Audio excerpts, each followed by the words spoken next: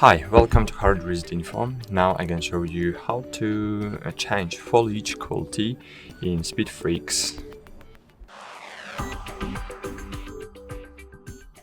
So foliage quality determines the detail and density of vegetation in the game. So firstly, if you wanna change it, firstly you should click on gear icon and just click E.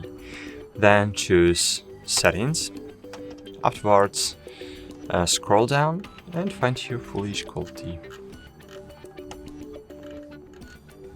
It's here, and as you can see, it scales the distance to render ground, clutter and foliage. So you can change it. You can choose between medium, high, epic and low level. I will use epic. And of course, afterwards you just click. You should click on space button to confirm it. Thanks for watching. Like this video and bye. See you.